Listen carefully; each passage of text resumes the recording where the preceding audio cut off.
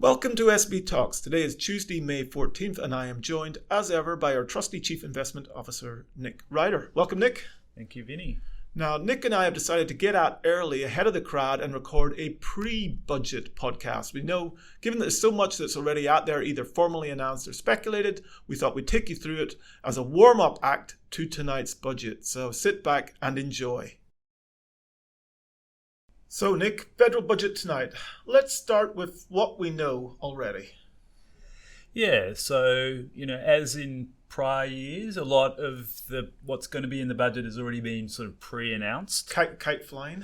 Yeah, so they do tend to kind of leak. Well, it used to be leaks, but now it's more they actually do just announce some of the measures in advance. So often there's not a lot of surprises, and I'm not expecting too many in tonight's budget.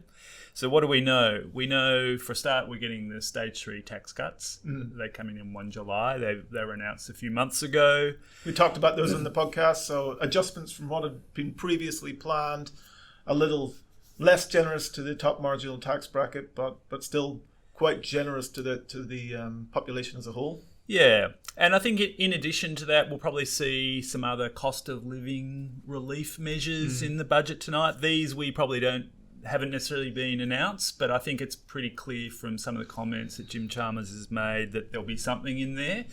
So they could be things like further energy bill relief in addition to what some of the states have already given out. So we could see more energy bill relief there. Rent assistance is another thing that we could see. And then increases to things like job seeker and age pension payments to increase them in line with the higher cost of living. So certainly, I think a bit of a political narrative on that about the government wanting to be seen to respond to cost of living pressures. Yeah, absolutely, absolutely. It is sort of. I think it's the number one issue for a lot of voters at the moment. Unsurprising. Yeah. So they want to be seen to be tackling it, but they have to also do it in a way that is also not inflationary.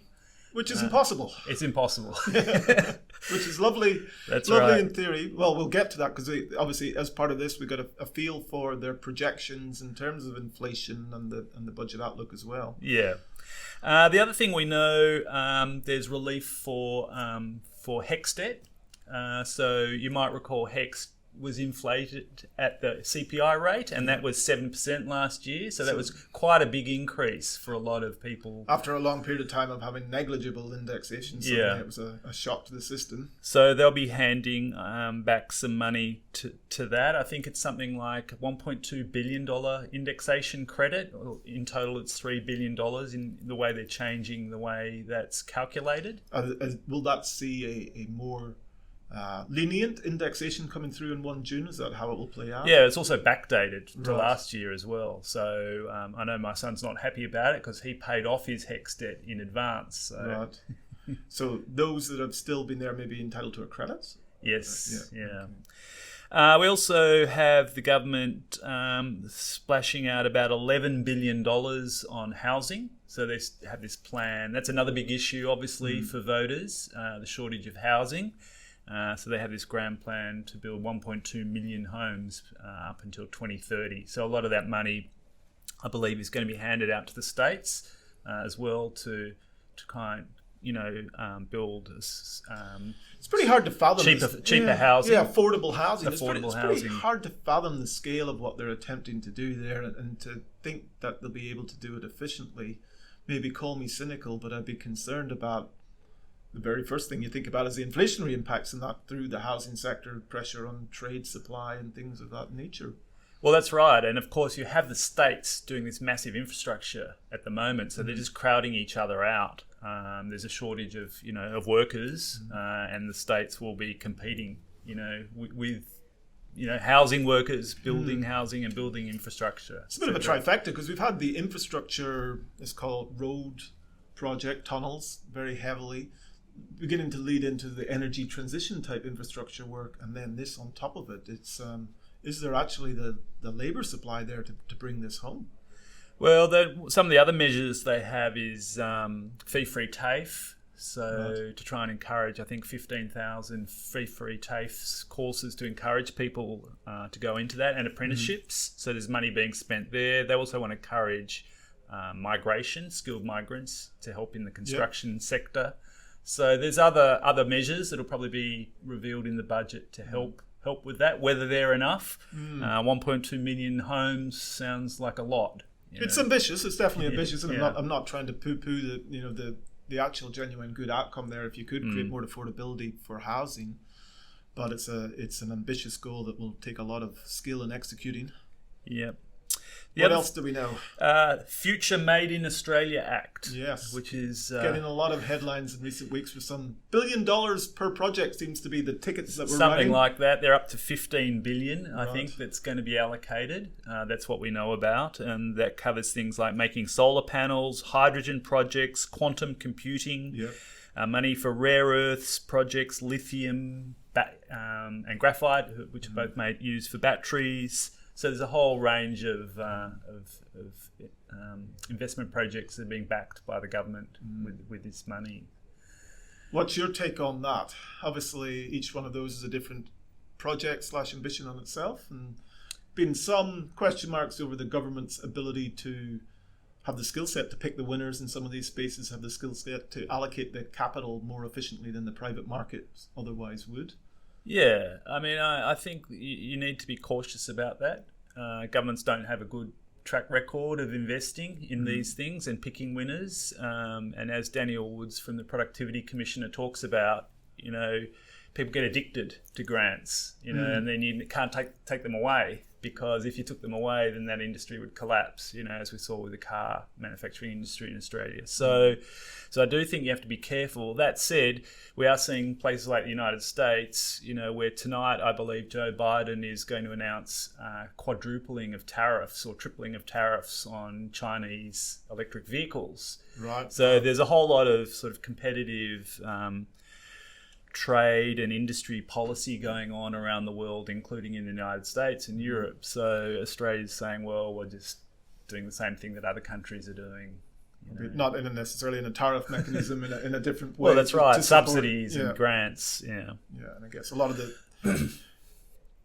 the dispute or argument comes over, well, how did you pick that specific party over another? And that's inevitably difficult to get to the bottom line of. And the US does have the $1 trillion Inflation Reduction Act, which is similar, that's handing out money to clean energy, renewable energy projects. Yeah, anything but necessarily inflation reducing. Yes. What else do we know? We know that this year there'll be a surplus. So I think it's about $9 billion. How do we get there? We get there on the back of... obviously, inflation boosts tax receipts, so people's pay goes up. They go into the next tax bracket. Corporate profits, the miners, so the resources, rent taxes and things like that, and GST, just people's cost of goods goes up. So they're just collecting more revenue, more than they're spending. Yeah, There's a big positive in that when you look across at the US. Obviously, their economy continues to be, you talk about US exceptionalism, and their economy continues to be incredibly robust, but their fiscal picture is just really troubling. They cannot get their expenditure under control in any way, and they cannot grow their revenues enough to eclipse it. No. It's probably at least a positive that we're at least close to break even or heading into positive territory here in Australia. Briefly, because I'm sure tonight we'll see over the forward estimates we'll go back into deficit.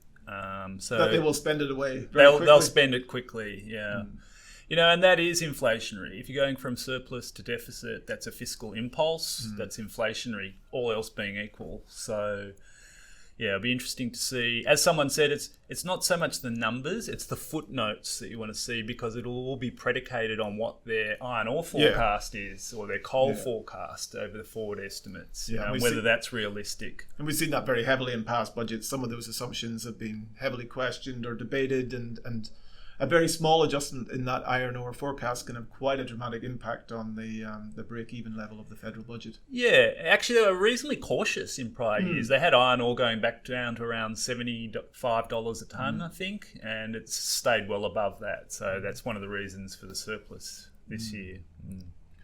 So let's talk about that. What do we know? We had a little bit of media attention yesterday. Jim Chalmers on the front foot talking Inflation coming back to target. It seemed a tad optimistic what he was projecting there. What do we know about the projections that are likely to form part of tonight's budget assumptions?